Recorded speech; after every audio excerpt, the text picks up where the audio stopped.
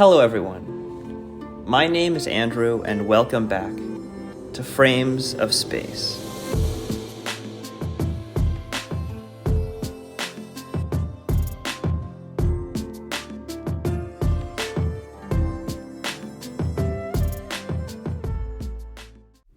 The last time I talked about American politics on this podcast was an episode from about a month ago. It was recorded a few days before Trump's second inauguration and released a few days after. And I have to say that the world we live in right now is a completely different world from what it was a month ago. I want you to imagine placing a frog in a pot of boiling water. Naturally, if you put that frog there, it would leap out immediately, sensing the danger and how hot the water is. But if you were to place the same frog in a pot of room temperature water and slowly turn up the heat, the frog remains blissfully unaware of the impending peril until it's too late. This analogy mirrors the current state of American politics, where gradual shifts in the political temperature have led us to a boiling point. And that boiling point was Trump's second inauguration. Over the past decade or so, we've witnessed series after series of red flags, beginning with Donald Trump's announcement of his candidacy for the presidency many, many years ago. His first election marked a significant turning point, with many controversies, such as dealings with Russia, or his first impeachment, or the infamous events of January 6th, where he publicly incited a violent mob to overturn the democratic processes. And I think that all of that is pivotal for explaining where we are now and why people are reacting to it in the ways that they are.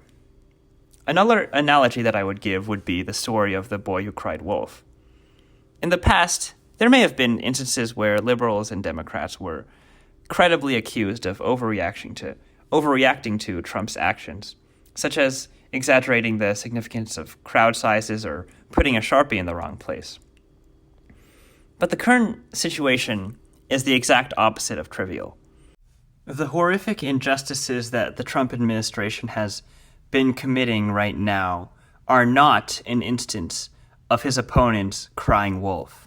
They are a genuine threat to democracy, a genuine threat to American democracy, and by extension, the rest of the world. Since Trump's second inauguration, there have been tons and tons of brutal and horrific and downright evil and illegal things that Trump has done. One example of a concerning development is the creation of the so-called Department of Government Efficiency headed by Elon Musk. This department, much like the Holy Roman Empire, is a misnomer. The Holy Roman Empire was not holy, not Roman, and not an empire. The so-called Department of Government Efficiency, is neither a legitimate government department, nor is it about efficiency. Instead, it represents a blatantly illegal overreach of presidential powers, bypassing congressional approval to establish a facade of legitimacy. Beyond financial mismanagement, Trump's administration has launched an all-out attack and assault on free speech. Many federal offices, like the CDC, for instance, have been subjected to massive censorship, with restrictions on using basic terms like gender or inequality or disparity. And it is a blatant attack on scientific integrity and freedom of expression. I could go on and on about many of the authoritarian tendencies of the second Trump administration so far, like the way that the U.S. is selling out its allies through foreign policy, or the fact that many of the Department of Government Efficiency's staffers are literal 20-year-olds that are trying to browbeat the IRS or the Treasury into giving people access to American citizens' taxpayer money. I could go on and on and on, and I could and I will in future episodes. But for now, it is hard to overstate how urgent it is to address these issues. The actions of Trump and his allies pose a terrible, terrible threat to the democratic fabric of the nation. It is imperative to hold them accountable and advocate for transparency and justice, This is not just a political crisis, it is a moral one, and it demands our action and attention. So as we navigate these turbulent times, it is crucial to remain informed and engaged. And some of that might involve my podcast, but there are plenty of other news sources, whether it be podcasts, articles, YouTube videos, or anything else. So as the situation develops, I would highly implore you to read the news as the weeks go by, even if it's literally just the front page. Like, reading the front page once a day is infinitely better than not reading the news at all at this point. So whether you agree or disagree with the perspectives that are going to be shared in the upcoming episode, it is incredibly important to foster a dialogue that encourages active participation in the democratic process. And that is one of the most important things at this point. Now, let's dive into our interview with a guest and who has some interesting perspectives about what's going on.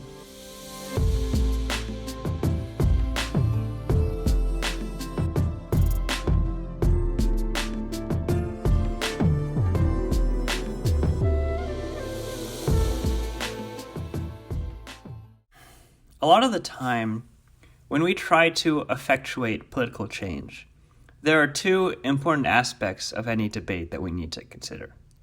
The first is an understanding of what we need to do to be the most productive. From a purely pragmatic point of view, it is to consider all the different actors and their motivations and think, what is the most effective action I can take at this moment, one that can bring me from point A to point B, given the incentives of the people involved. The second most important aspect is to envision what an ideal world would look like. Imagine that you had a magic wand that could automatically undo suffering or help people in ways that were previously impossible. People often debate what is the most productive thing for us to do or what an ideal world would have, what specific arguments are politically popular versus what specific arguments would be the best version of those arguments that we would have in an ideal world. There's always a gap between what we can accomplish in the moment and what an ideal world would have. And I do believe that that gap between what is productive and what is ideal has been widening over time, especially since Trump's second inauguration. It is important to keep this in mind for both this interview and any future discussions that we have. We must always become better at doing what is most productive at any given time, even if we have our own ideas about what an ideal world would look like. Today's guest is Lauren Harper Pope, one of the co-founders of WelcomePAC, an organization that donates millions of dollars to centrist Democratic candidates in swing states. She is also one of the writers for WelcomeStack, which is essentially the Substack version of Welcome. Lauren does significant work funneling money to Democrats in swing states to help boost their campaign, and many of the congressional Democrats in these districts have successfully won as a result of funding from organizations like Welcome. Lauren Harper Pope's thesis differs quite a bit from the tone that I discussed and used in the introduction. She focuses a little bit more on depolarization and reducing the intensity of the current political climate. And you'll find that the two of us have pretty strong agreements, but also pretty strong disagreements with her. And I think that the confluence of agreement and disagreement makes this conversation incredibly important, and I hope that you gain stuff from it. She and her group continue to advocate for Democrats in swing districts, funneling substantial amounts of money to support them. If you believe that it is productive to donate to these efforts, I will recommend it, and I would recommend it. And I will include a link in the show notes. So without further ado, since this intro has already gone on for pretty long, time to begin the interview.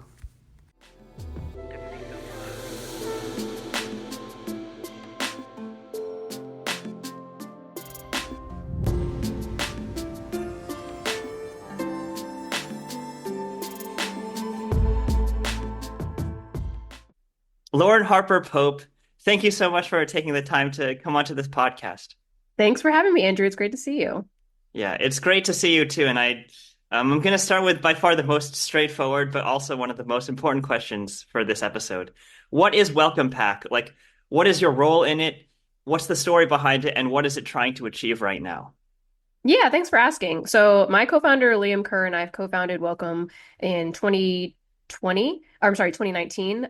Started initially as the Welcome Party, which we still have as one of our entities. So we have multiple entities in our organization of Welcome umbrella. But it was founded as a C4, 501c4 organization, the Welcome Party, not to make a third party, but to make a more welcoming democratic party.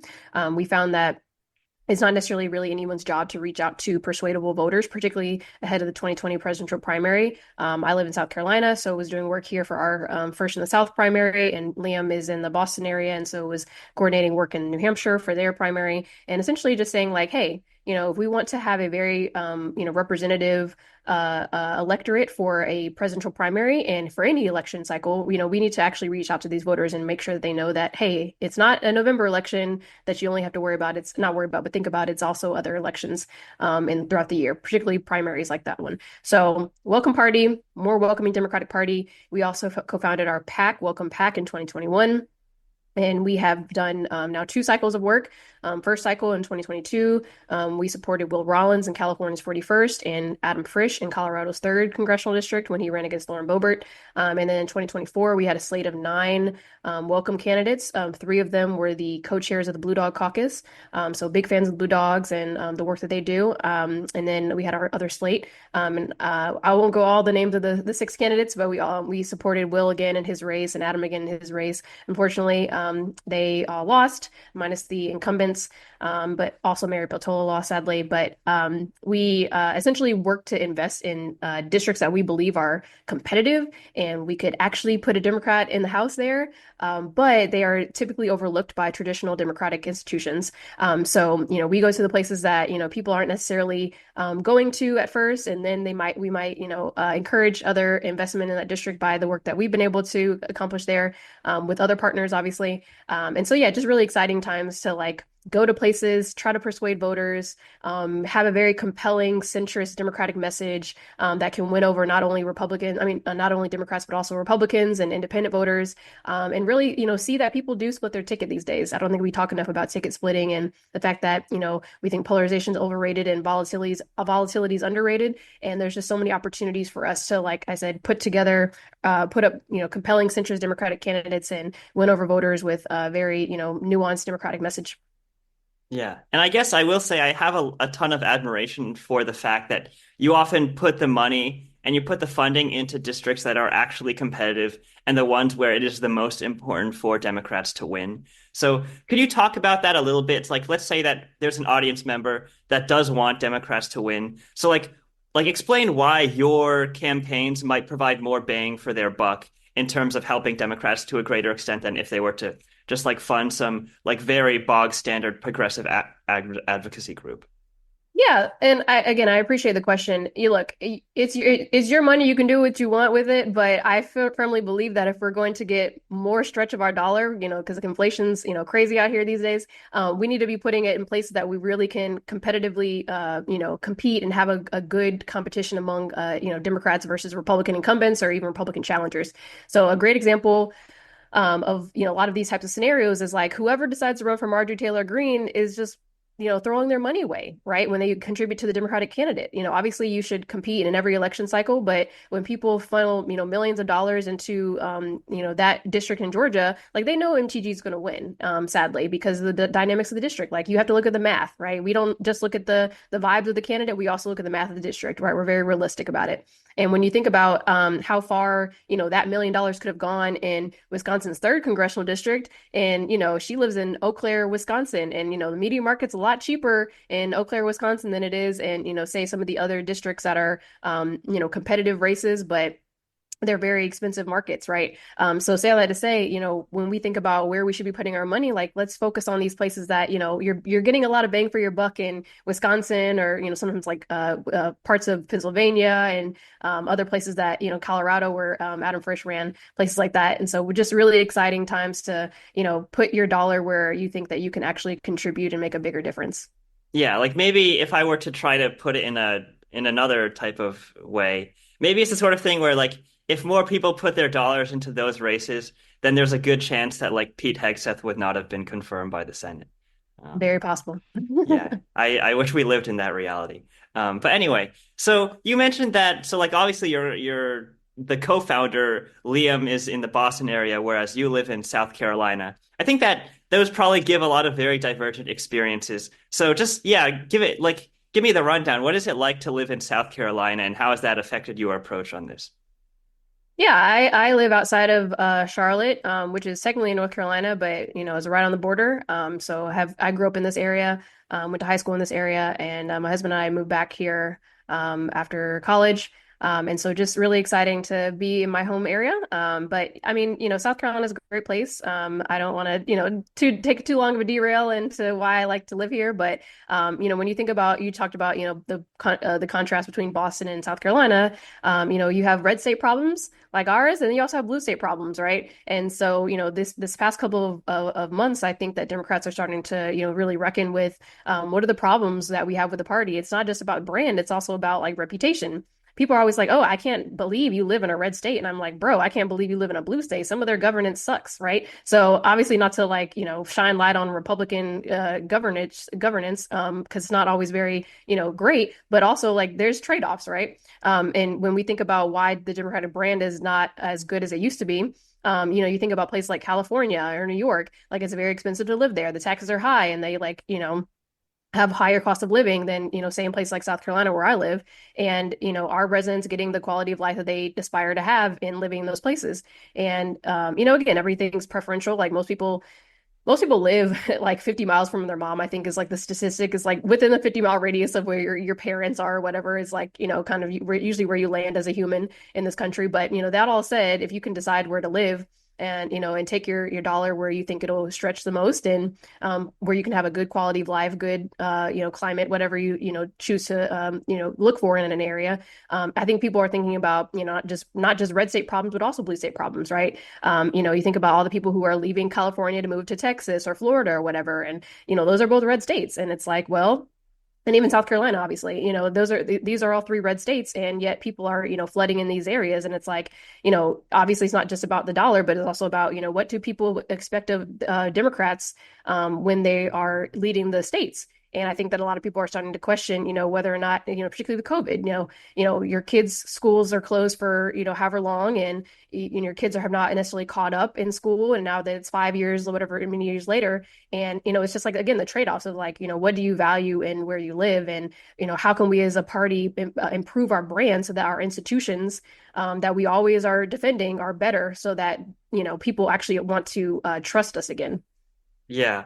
I guess yeah, so this is I really hope that I'm not just like drinking copium when I say this, but I really hope there's a silver lining where if people move to more red areas, they might make those red areas slightly more purple and make them slightly more competitive. But once again, there's a chance that I'm just drinking copium when I say that. We'll see. I don't know. I live in Ralph Norman's district. We'll see how that goes down here. Yeah. But yeah, so like on a tangentially related note, one thing I noticed when I was listening to your podcast in preparation for this episode is that you talk a lot about how like your friendships with your community, your inner community, whether it be your friends or your family, and like the people that you know in real life, many of whom aren't really that politically engaged, they help keep you they help keep you grounded. I thought that was interesting. Could you elaborate on that a little bit? Yeah, I mean, I think one of Welcome's greatest strengths as an organization is none of us are based in DC. Do we spend a lot of time in DC? Yes, I'll be there next week and very often. As It's I like you travel there very often, so like maybe it's like a second home. Yeah, yeah, totally, totally. Second home. I love it. If I didn't live in South Carolina, I would probably live there. But, I do appreciate the fact that I can live where, normal Americans reside, right? Not to say that people who live in DC are terrible people, obviously. We've got plenty of friends there, but when you do live outside of the bubble that is DC, then you just consider different things differently, right? People were, obviously, in some ways, rightly so, upset about Trump getting elected again. And, walk down the street here and it's like nobody really cares. Like nobody's up in arms and like everything's still functioning as normal. Like it's not like doom and gloom in the skies. Like people are talking about how DC has been so gloomy and sad. And I'm like, well, can't relate. Sun's still out here, right? So say that to say, when you spend more time around normal people, when you spend time talking to normal people, you have a perspective that is obviously much different than the traditional, DC commentary class.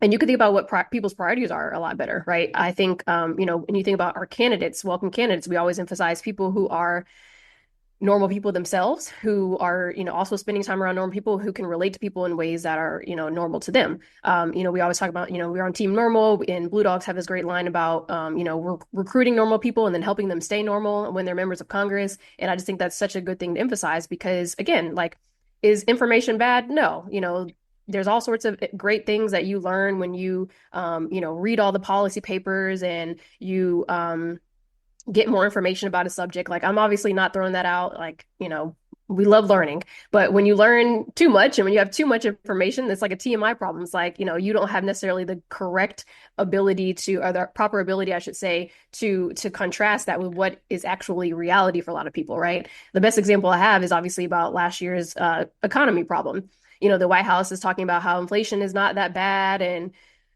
it's not as bad comparatively speaking to other countries in Europe or whatever. And it's like, what are you talking about? Like inflation, it might not be that bad, quote unquote, comparatively speaking to year over year from 4 years ago, whatever, but like it's still bad. Like, so like let's not talk about like all the comparatives of like, oh, well, it's better than it is in the UK. And it's like nobody cares about that, right? Like let's talk about things that people actually care about, which is like again, still the cost of living, still the cost of things at the grocery store and gas and things like that. And when you try to insert all this information into people, because I did that myself, I'm taking responsibility too, right? Like I was talking to a friend and I said those things. I was like, yeah, well, apparently, because I was on my like high horse, like, oh yeah, I learned something today about how inflation is not so bad comparatively speaking. I'm like, she's like, I don't care, right? And so it's like, I don't care about what other countries have going on. I care about what's going on right here.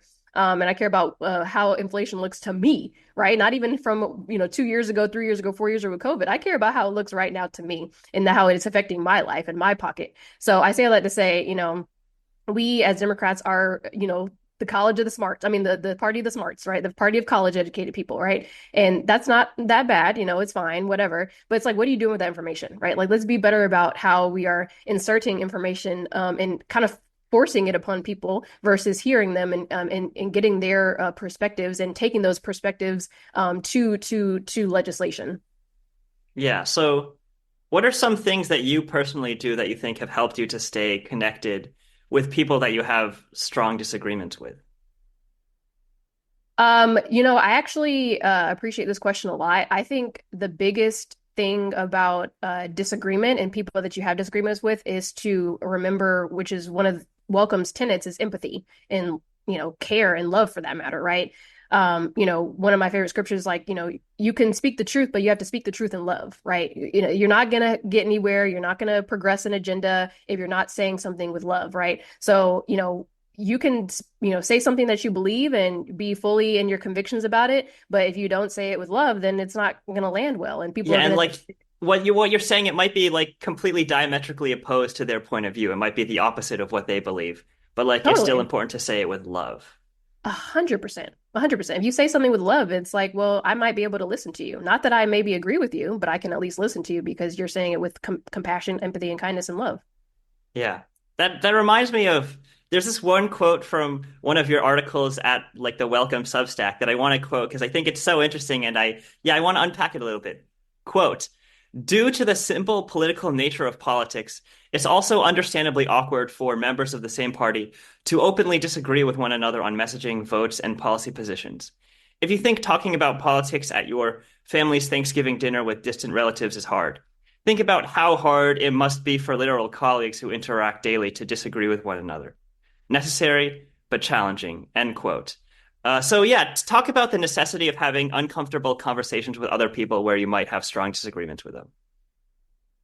Love the question, Andrew. Genuinely, again, I understand it's challenging. And let me not even say I understand. I imagine and I empathize that it is challenging because I'm not a member of Congress and haven't been. But what I'm saying is in this particular message right here is something that, again, I think that we as a party have just completely lost, which is healthy tension. One of my first jobs was with this like little startup that was kind of out of Silicon Valley, not totally. And it was like they were always emphasizing like tension is good for your organization, healthy tension, blah, blah, blah, blah, blah. And speaking of Silicon Valley, which we have lost as a party, but like people are always emphasizing how we have to have civil disagreement and, we can agree to disagree. But like Democrats have become the party that does not want to even have hard conversations. And that is something that we just must address. Again, I'm going to start with the man in the mirror, the woman in the mirror, right? Like, am I willing to have hard conversations? Am I willing to, sit across from someone I disagree with? Am I willing to, talk about things that I think are important and also hear people out when they talk about things, right? Like, let's all start with the personal accountability within the Democratic Party. Let's do Michael Jackson, man in the mirror, be the change you wish to see in the world. So that said, when you are dealing with, whether it's legislative bodies like Congress or different organizations that, may have varying ideologies within the organizations, like, again, let's understand that tension's okay, right? Like, when are you going to agree with your family member 100% of the time? Yeah, or like Normal harsh families have harsh disagreement. arguments with other people can also be okay. Yeah, I mean, again, as long as you're being respectful, right? Like you should never disrespect people. You should never call somebody out their name or whatever. But like, you can disagree. We could sit across from each other and say, look, I said my piece, you said your piece, and we just don't agree. We don't see eye to eye. But like, I feel like Democrats as a party have just become this party that just is not even willing to have the argument. And that's so scary. And also, to get on my soapbox again for a second, like, isn't that what we claim the Republicans don't do anymore either? So if the Republicans have become the party of Trump that is not willing to stand up to Trump, but yet we are becoming the party who's not willing to stand up to ideological purists, then we're the same problem. We have the same problems. We just aren't willing to say that we have those problems. Are you ready to like inject some of that uncomfortability within this conversation itself? Because yeah, like I have some agreements and some disagreements with you, and I want to unpack both. Um, Let's see where we get. all right. So first off, so like some last bit of context before we delve into the more uncomfortable parts. So you are the host of the podcast titled The Depolarizers. Why did you choose that specific title for the podcast? Yeah, so the Depolarizers is hosted on our Substack that you mentioned, WelcomeStack at welcomestack.org. Please check it out. And Depolarizers is actually one of our 501c3 projects from our organization, the Welcome Democracy Institute, which is our C3. So that said, we, again, as an organization, are just so passionate about depolarization in American politics, right? When you think about the polarizing opinions, the polarizing emotions for that matter, there are fewer people that are willing to actually be depolarizing entities, right? And one of the guests on the show last season was Dee Dee Quo. And one of the things that I really appreciate that she said was, you know, people mistake partisanship for polarization, right? So even to your concept that you just asked about disagreement, we can disagree because we're two different parties, right? But we don't have to be polarizing in that activity of disagreement. So, for example, a partisan take would be, let's just talk about immigration. Partisan is, Democrats are, more humanitarian, want to accept refugees and migrants and blah, blah, blah. And Republicans are like, no, close the border. We don't want nobody, right? Largely. So that said, like maybe that's a partisan thing. But polarizing, right, is when you are evoking things that are just nasty, right, from either side. And it's just like, why are we having these conversations that are not getting us anywhere? Because we need to be talking about like specific examples of like solutions for people when it comes to this very hot topic that is obviously controversial in some ways. Do you believe that political polarization is inherently bad? Like having a two-party system that's one's liberal, one's conservative. That's part of it, but also like for the decision makers of any individual party, do you think that it is inherently wrong for them to sort of up the stakes? Um, I think it depends on what they're upping the stakes on. I think that's the problem with where we are as a party, particularly on the left again, is that we up the stakes on everything. We consider everything an emergency. Everything's on fire. The boy has cried wolf so many times. The wolf is upset. Like, you know what I mean? Like we talk about everything as if it is a big issue when not it's not all the time a big issue. Yeah, but like maybe we spent so much time crying wolf and like that alienated people from us, but nowadays the wolf is here given like the stuff that is happening in Trump's second presidency. Like, would you agree with that premise?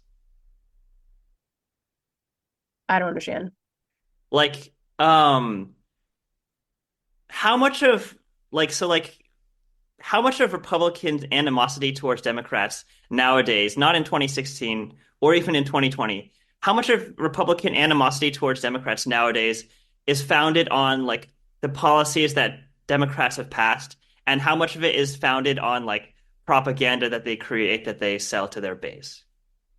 If I were to like look at it objectively, I would say it's a combination of both. I think it just depends on the actual Republican in question.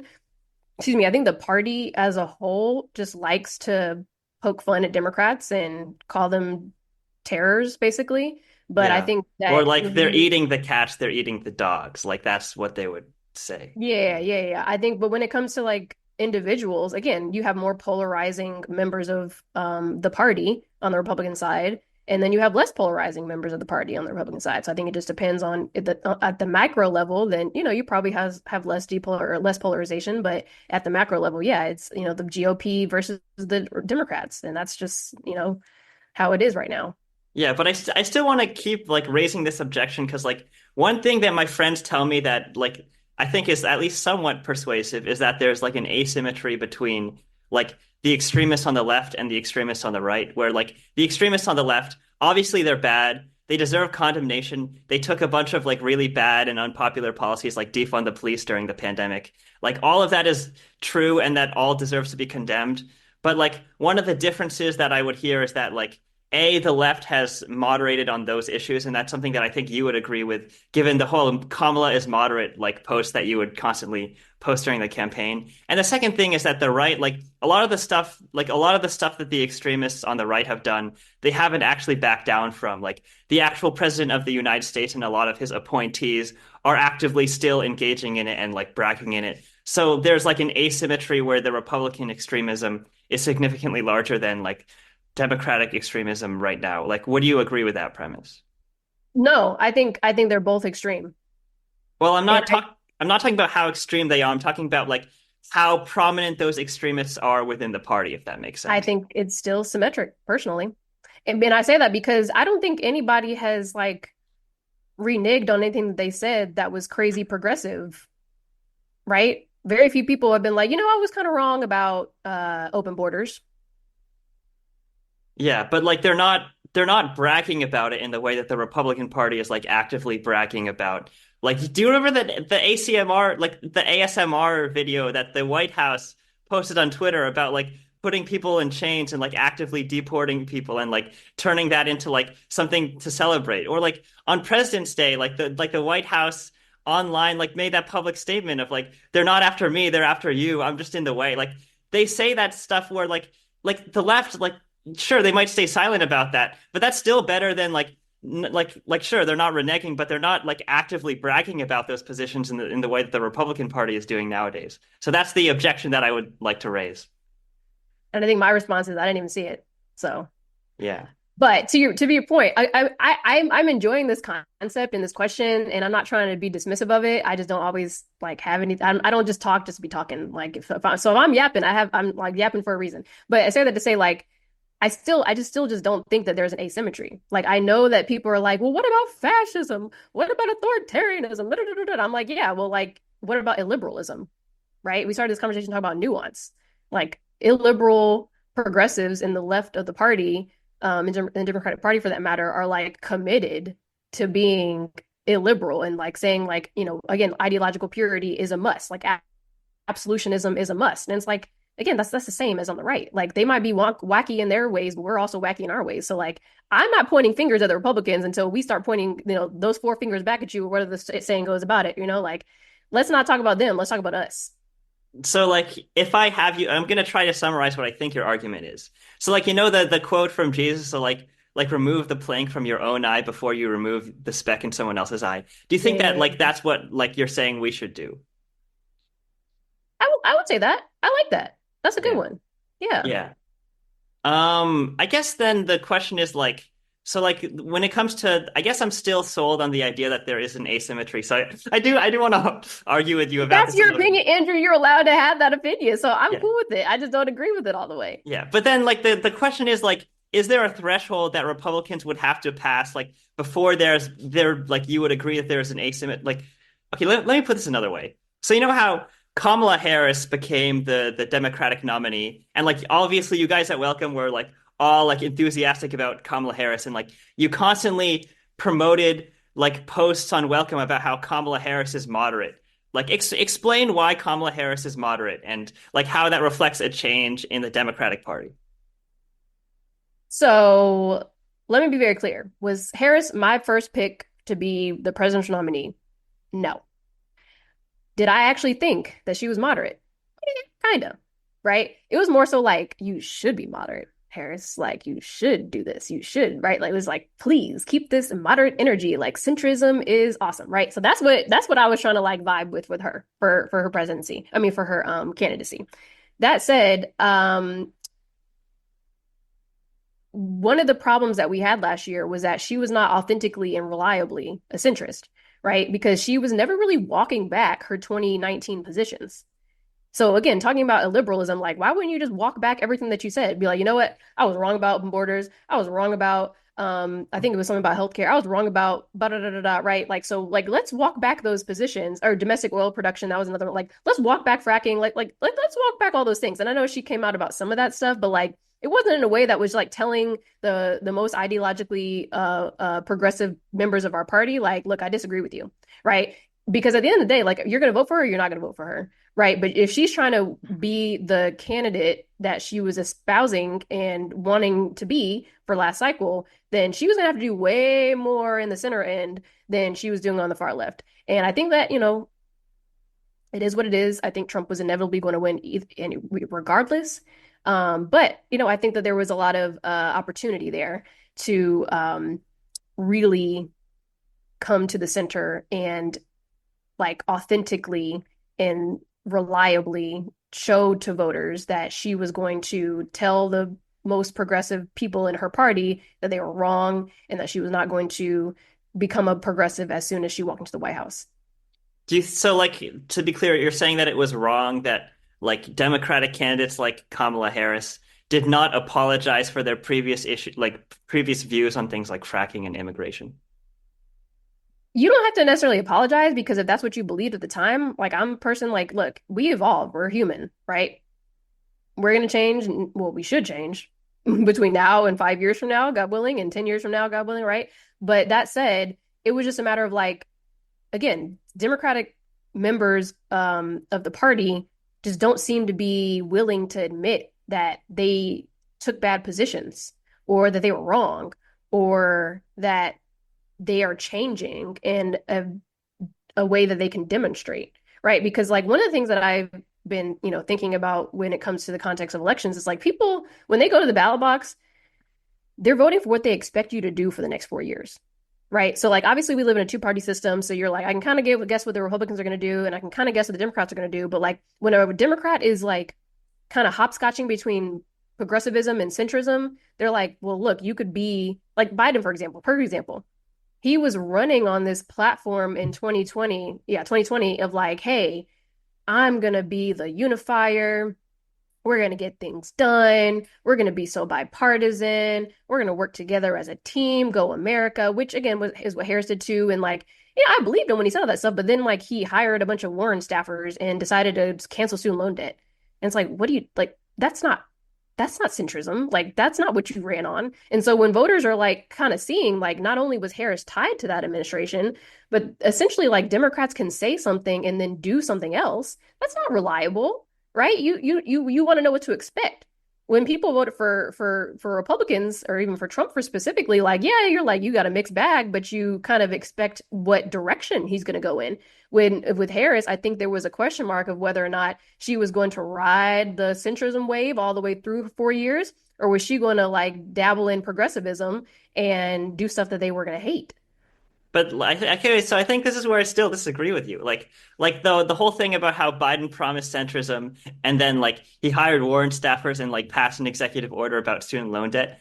There's a part of me that like heavily doubts that like resistance to Democrats from swing voters is like a product of like how many Warren staffers he hired. Like I think that right now you guys like the fact that you guys work in these like elite circles means that you're too attuned to like how policy affects voters and not enough about messaging. Like I don't think that like the precise ins and outs of the American Rescue Plan or anything like that played a role in how like the swing voter thought about Democrats or even for Republicans that matter. Like I think that what affected swing voters was less that like and more just like what Republican propaganda and yes, disinformation campaigns. I think that those things and like the way that Donald Trump was able to like convince low information voters, people that didn't follow politics, about stuff meant a lot of stuff that like actually like patently wasn't true, like the idea that the 2020 election was stolen. I think those things played a larger role in turning the swing voter over to Republicans than Democrats, rather than like the precise intricacies of whether the ARP was too much. So that's my opinion. Like I want your thoughts on it.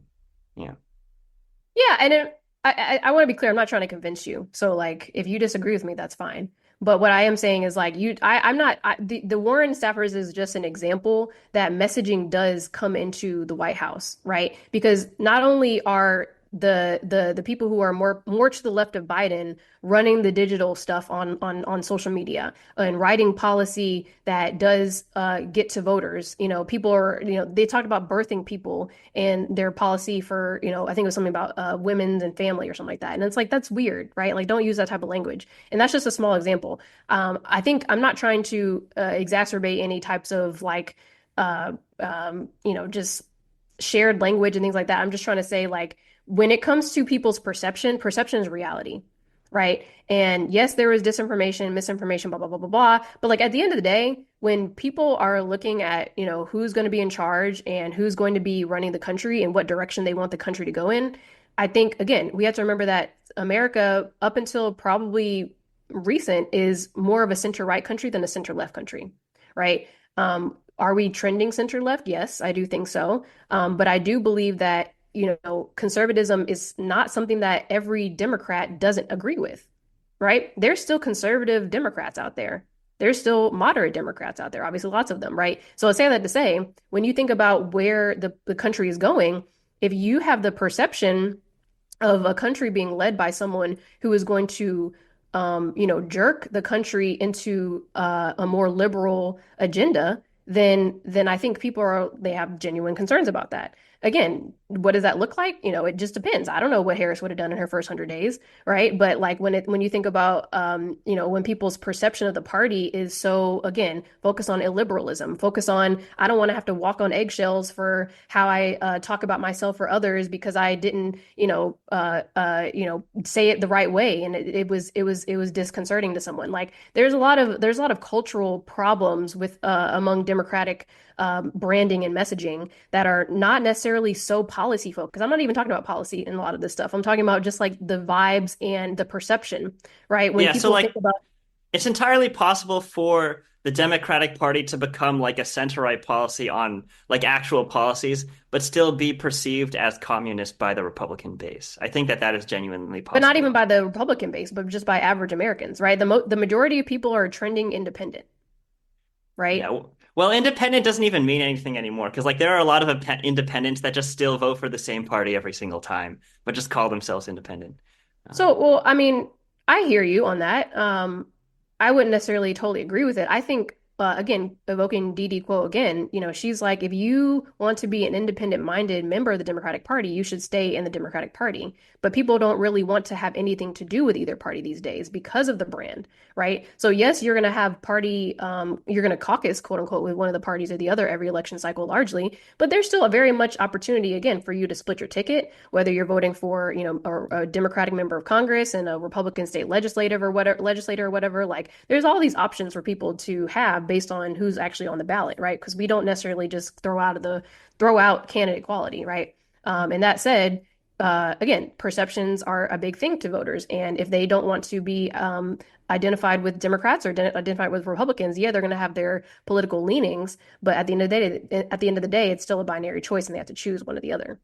Yeah, but like maybe the vibes that they disagree with, maybe those vibes were valid at some point. Maybe they were valid back in 2016, but like nowadays, like how do we know that like in the future a greater problem will not be like us moderating on policy or even us moderating on rhetoric, but just like the fact that Republicans are more allowed to present blatantly false information about the other side and get away with it than we are. Like like when Kamala Harris lost the 2024 election, she did not like stage an attempted coup and then try to keep like as a way to get in power anyway. Like we would have paid a larger price for it than Donald Trump paid the price for like all of his attempts to overturn the 2020 election. Like, would you at least agree with that?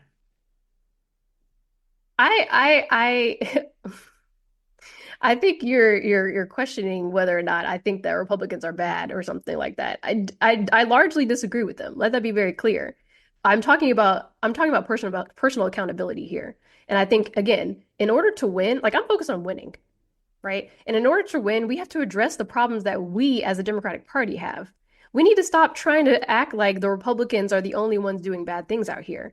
Because again, clearly that's not what people think at the voting, who are regular average voters. So, am I saying that he should not have thrown an insurrection? Like, obviously, like, I don't. No, we don't What support. I'm saying what We I'm saying don't. is that like the punishment he gets from throwing an insurrection is far less than the punishment that we would have gotten if we tried to throw an insurrection. Like, would you So agree I with don't that? really dabble in hypothetical situations, so I have no idea.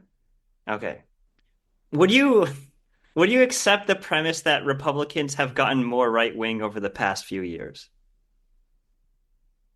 Yeah, I think the Republican Party has begun to dabble in like white nationalism and like extreme conservatism that takes away uh people's inherent freedoms as Americans. I do agree with that, yeah. Yeah. So like if the Republicans have become more right wing over time, would you say that they have like shifted the Overton window to the right as a result? I guess so, yeah. Yeah. So then, does that mean that like if we wanted to stay centrist, we would have to move to the right since the Overton window has shifted to the right? I don't know about that. And I only say that because again, people like to sort among themselves of like largely like I'm largely moderate or I'm largely conservative or largely liberal, right? I don't necessarily think the Overton window like really is that appropriate or relevant here. Like yes, it's obviously a factor, but I don't necessarily know if like again, like Nazis being on the bridge in some random city saluting is going to be like normalizing. Like, no, that's not normal. Like I don't think people think that's normal because like the imagery there is still very stark for people. Maybe they don't think it's normal. Maybe they're like apathetic. Maybe like they don't support it, but they're not that opposed to it. Maybe. Would you say that's accurate? I don't know if I would say apathetic. I think people are disturbed by it. I think people are disturbed by it unless you're obviously in that camp. But I don't think it's an apathy. I think it's more of like it's like with everything in politics. I'm disturbed by it, but there's nothing I can do about it. So I'm just gonna kind of toss it out and not think about it. Yeah. Do you Yeah. All right. So next question. So one of the things that I found interesting is like the differences in the response to Trump during his first term compared to his second term. So like during his first term, there was like a very large resistance among the left that did everything they could to fight Trump. But nowadays, the resistance, like even though it is still prominent, it's not really that large. which I do find interesting, especially given the fact that Trump is trying to exert a lot more power than he did at the beginning of his first term. So why do you think the hashtag resistance, why do you think that was larger during Trump's first term than it has been during Trump's second term so far? Yeah, I think again, kind of related to your Overton window question is less about extremism and more about non-traditionalism. And I think that the concept of like this very um outspoken, brash, aggressive, nasty man. Intransigent, like unwilling to like admit any fault. Yeah, like he like he's yeah, this guy who is just like kind of awful in a lot of ways, um who was coming from the entertainment industry, like he became president. Like what are you talking about? Like that, I think that felt very, again, like abrupt and disturbing and like a shake to the system. But because he's been president already, it's kind of less uh shocking. And I think that was why we saw less quote unquote hashtag resistance. Yeah. So like the fact that there's less of a hashtag resistance nowadays, do you think that that's better or worse for the country than if the resistance was much larger? That's an interesting question. I don't know if I've really thought about it. I think the resistance um is fine. Like, practice and activate, fundamental American rights of protest and assembly. Like, that's awesome. Like, let's work out this democracy that we love, right? Like, let's do Yeah. it. I think Like it's just stop 19-year-olds from accessing our social security number, like that sort of thing. that would be nice, right? But I think when it comes to performance and productivity, again, I think that's where people are starting to question like its efficacy, right? Um, because it's like, yeah, you can get out there and protest USAID and stuff like that as just one example, but like, what are you doing to be productive to actually get our country back on its tracks, right? And I think that, you know, again, kind of like what we talked about with the boy who cried wolf, like if we protest everything, then less of the protests are going to be seen as valuable, right? And so again, like should you activate those fundamental democracy principles? Absolutely, but like just like let's be strategic about it, right? Let's we at Welcome we're calling it strategic opposition. Let's be strategic about how we're opposing Trump and opposing the things that they're doing in the White House right now, and find ways to um, like essentially like create the contrast for people to understand in a viable, tangible way that that is not okay, and Democrats would have done things differently. Yeah, so what do you think we should try to protest and what do you think we should like refrain from protesting?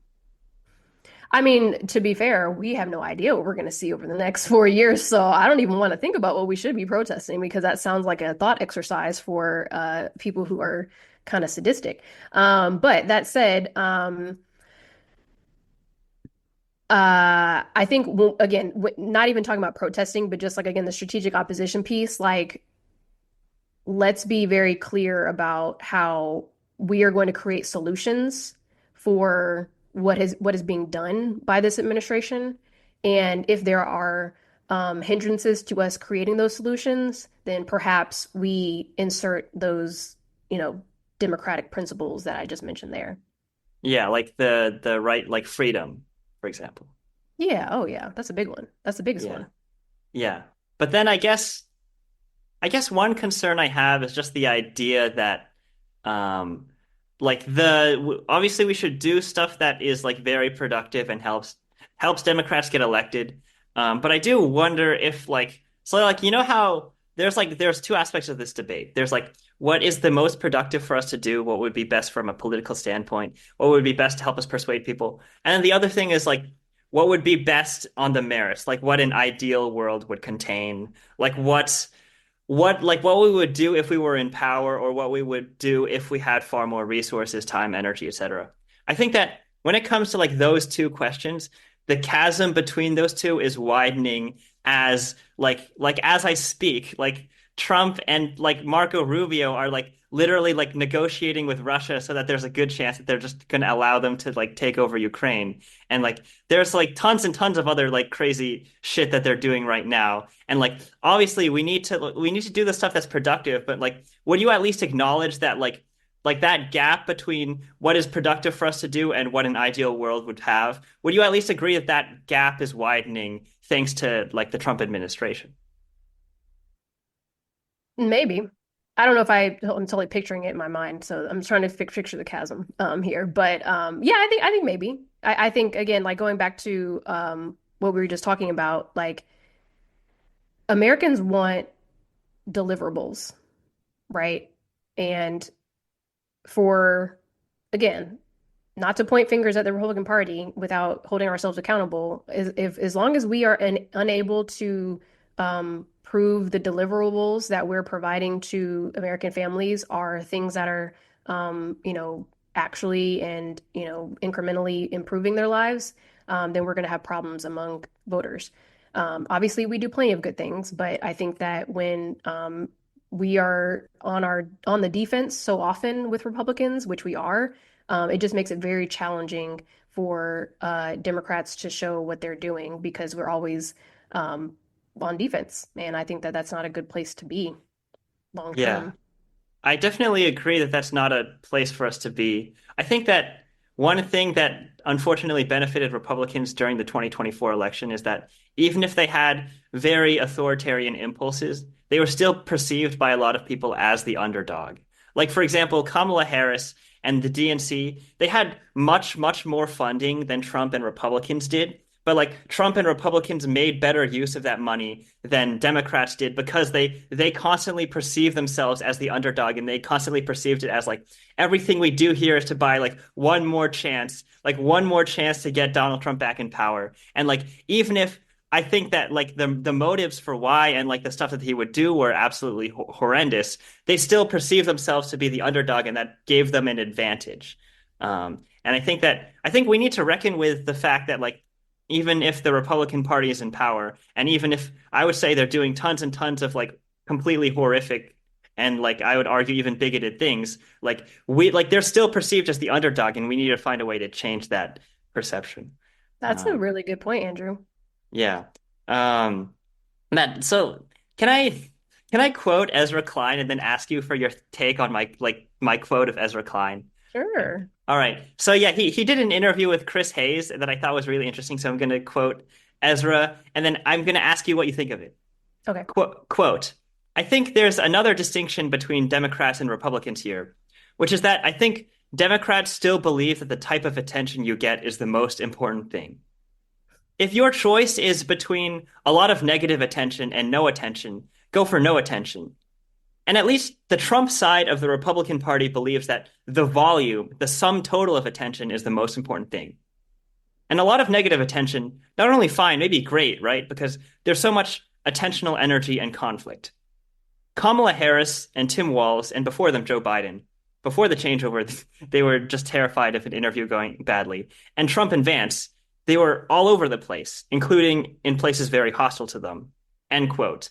So one thesis that Ezra Klein and Chris Hayes had in their podcast episode is the idea that like Democrats are too concerned about the type of attention that they get, when in reality they should just be trying to increase the volume of attention they get. And I think that this was also made manifest how during the campaign, Republicans had much less funding than Democrats, but they made use of that funding by like A, targeting their messaging to swing voters as much as possible, and B, trying to increase the volume of attention they got as much as they humanly could, so that JD Vance went on the most hot like I might have strongly negative feelings about JD Vance, but JD Vance tried to go on as many podcasts as possible, and like even the ones where he lost an argument or embarrassed himself, he just took that as a learning experience so that he could do a better job in future debates. So maybe one of the things that I found frustrating is that like the Democrats, when they were promoting their stuff, they would like say like they would post like one social media post a day, when in reality they should have been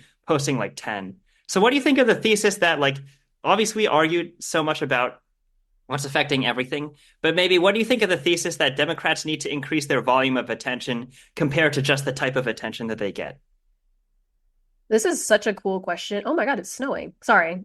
I That just came out of nowhere. I'm sorry. Yeah, well, I love snow, but so yeah. It's cool. It's very pretty. I wasn't expecting it. Sorry. One of the really cool things about this question, I think, is, well, let me first say, I'm one of those people who thinks all publicity is good publicity because, Yeah, that's how Trump won. Yeah, yeah, both times. um, when you, if as a human you're able to handle bad publicity, then you should do it. Whether or not, like you should, like you said with Vance, like again, love him or hate him, obviously he's a weird guy, but like when you, I shouldn't say weird because that's not the word I'm trying to use. He is He's actually brilliant, just not always well intentioned in my opinion sometimes. But say that to he say, yeah. Sorry, keep going. no, you're fine. But like if you have the mental tenacity to take backlash, then you need to consider all publicity good publicity because it's not like you're trying to set yourself up for failure, but you are willing to put yourself, like you said, on the line because you could end up with, 2 points ahead versus 1 point loss. You just don't know what you're sacrificing if you just decide to not do it at all, right? So that said, that's the one part. And the second part is I really feel like people, and this is something that my pastor says all the time, like people are either going to want to see the good in you or want to see the bad in you, right? So like regardless of what you say, somebody can like chop and screw it in their heads and be like, look, I just don't like that person because look what they said. Whereas somebody else could watch the same podcast or segment and be like, oh, I kind of like that. Like I see where they're coming from because they're open-minded for that person, right? So that said, if a candidate, like talking about candidate quality, if the candidate quality, the campaign quality for that matter, the campaign tenacity for that matter, is able to be resilient enough to be like, look, we might take an L, but we need to at least try, right? Because there could be more people who take away the good of this interview than the bad.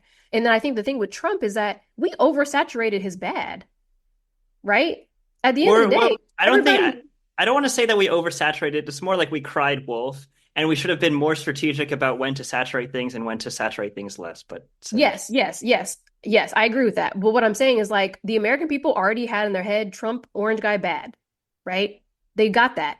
But when they would watch something, again, for the good or for the bad, whatever he said, if they had an opportunity for them to be like, "Oh, I actually kind of liked that," I don't like this guy, but I liked what he said just now, then they were more apt to be like open-minded because again, if his bad was so oversaturated, then you could at least be open-minded for an opportunity for him to be like, wait, that actually wasn't that bad, right? So it's kind of like this weird twisted thinking, but like when you think about it in the day, like if you're not willing to take a risk for your candidate to be relatable, again, like people talking about like, Harris didn't do Rogan. I don't really think Harris could have sat down for 3.5 hours to talk to Rogan personally. I just don't I didn't never see that from her, right? So if she'd done it, like that would have been neat because people would have been like, oh, she was willing to. And again, I saw online that like Rogan's people kind of fumbled the bag on getting her booked. So like I know it wasn't totally the Harris campaign's fault. So don't yell at me. But what I'm saying is like if you think about how someone could have actually been perceived, like I think we had more question marks of like Harris actually being able to do something versus her doing it and then being like, oh, like we got so much good out of that. I think it probably would have been question mark on whether it would have been more bad than good in some ways. yeah. But then I guess so like I have some agreements with wokeness, I have some disagreements with wokeness, but like under this theory, like sure, moderating is good, but maybe what would have been even better would be like all the arguments, some of which we love, some of which we hate. Maybe like instead of just moderating, Democrats should have just taken the progressive arguments that they made in 2019, and instead of doubling down on it, they should have just promoted it 10 times as often. Maybe under this thesis that would have benefited us more than moderating on those positions. Um, No, because they're still unpopular.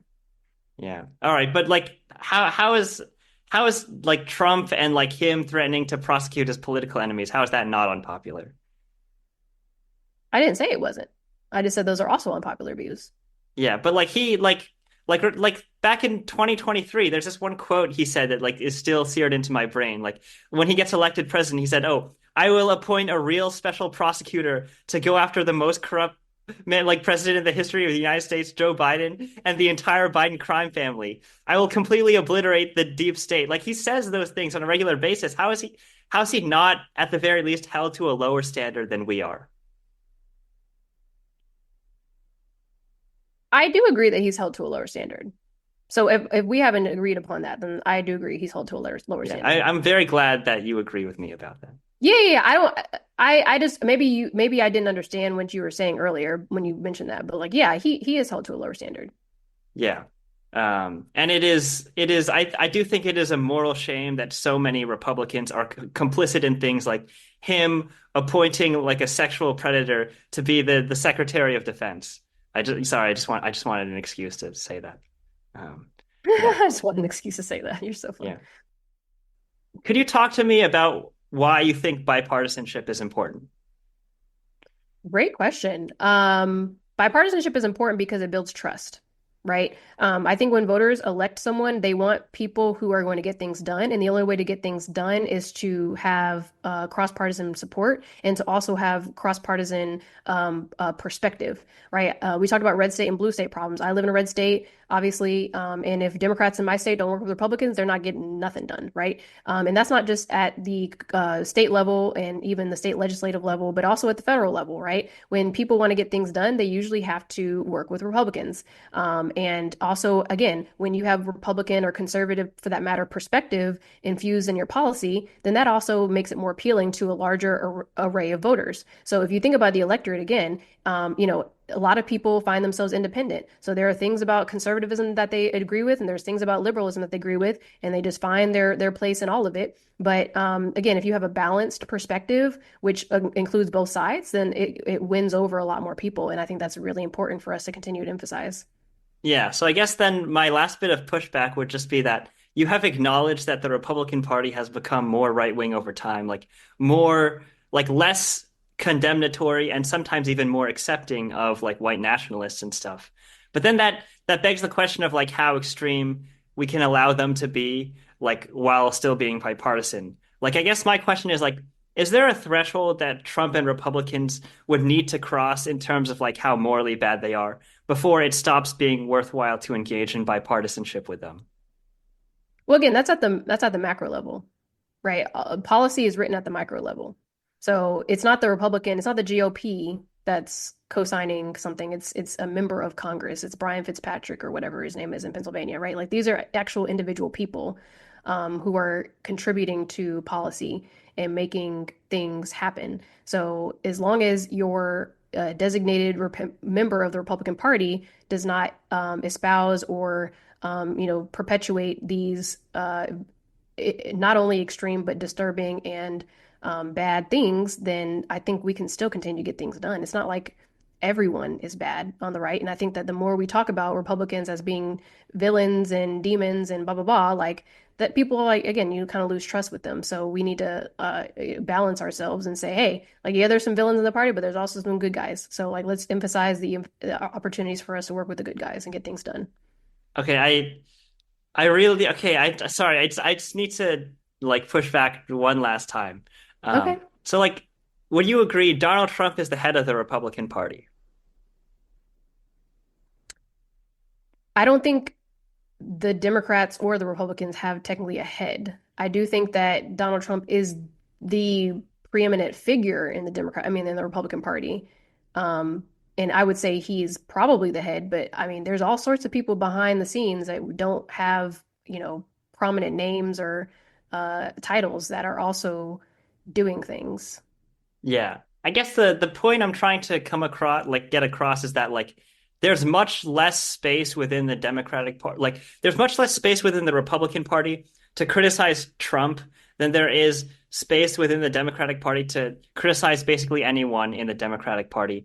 Like a lot of the people that Donald Trump appointed during his first term as advisors or as like the head of like the set like Secretary of Defense or even the Vice President, a lot of those people, even if they were largely loyal to him, the fact that they made like one mistake led them to getting fired or being forced to resign. Or even in the case of his first vice president, like they sent like a violent mob that was like bragging about lynching him. Like what would you say to the idea that like trying to promote good within the Republican Party, even if it might be necessary, like from a purely pragmatic point of view, is doomed to fail if we see it as a moral endeavor rather than a pragmatic choice? Well, I don't think it's just a moral endeavor though. Like I don't like when we talk about bipartisanship and like it's not just like, oh yeah, we're doing it because it's good. It's like, no, we're doing it because it is a pragmatic thing to do, and it's also an effective thing to do. So when you think about the reasons why you do stuff and your motives, like that has a lot to do with the premise of what you're doing. And that said, like I think I'm understanding your question is like, well, why even bother working with Republicans if they're all going to be terrible? But Or again, at like least like they're not going to do anything when their leader does something terrible. I think that you have to give people permission to evolve. And I think you have to give people permission to change and not even permission, but an opportunity and space. Do you anticipate it all the time? No, but like if you just write off any type of bipartisan collaboration because you're just going to assume that it's not going to work, then that's not fair for America. It's not fair for Republican voters in the country either, right? You can't just write off conservatism because obviously it still has an appeal to a great number of people. So I think one other thing that I found really interesting, I think this is correlated with the thesis about attention. Um, so like we talked a little bit about how the volume of attention matters more than the type of attention. Do you think that serves as the main explanation for why Republicans are winning low information voters more than we are? I think that's it's a piece of it. Here's the thing. There's no silver bullet to any of these answers. So like let's be very clear about like there's no silver bullet. There's no one thing that the Democrats can flip on this light switch and we're automatically just going to be great again, right? Like not to evoke MAGA, obviously, but like you know what I mean? Like there's not like just one thing. Like it's a combination of several factors and several, again, like personal accountability measures for us to put into place for us to be able to address the reasons why we're losing and to be serious about actually winning again. Um, yeah. Yeah. Do you think so like low propensity voters, I think a lot of them are the type of people where like if we showed them our political content, I do think a lot of them would just like read three sentences and then tune out because they thought it would be too boring and then go back to like watching video game streamers or whatever. Well, because it Um, is boring usually. yeah, it is That's a problem too. That's one of yeah. the measures we got to fix. Yeah, I miss how Barack Obama made boring politics sound very interesting. Yeah, Yeah. yeah. Do you think so then I guess like so like low propensity voters, people that aren't that politically engaged, people that don't really read the news, and they might vote for Republicans because like Joe Rogan got Donald Trump on the podcast and he sounded somewhat reasonable to them. Do you do you think there are opportunities for you or like other people at Welcome to engage more in spaces with that have a lot of like low information voters? I think so.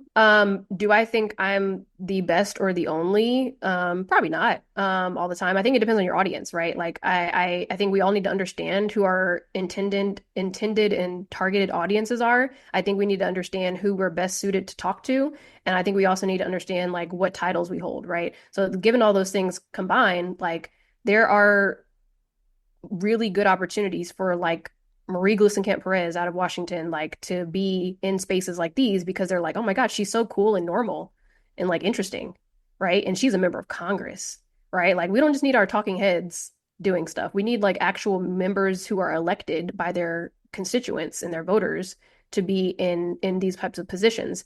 Whether it's governors, members of Congress, mayors, whatever, like let's show that the party brand has this nuance. Let's show the party brand has the variation, right? Like Democrats love evoking the diversity of our party, and yet, we challenge the diversity of thought, right? That's a problem, right, for voters and for just the party itself. So if we are put in a position where we can show voters that not only do we have diverse faces and people in this party, we also have diverse perspectives and backgrounds and types of people. And I think that will help people understand that they can be relatable and relate to people in the party versus it just being, again, this amorphous, perceivably illiberal entity that it is now.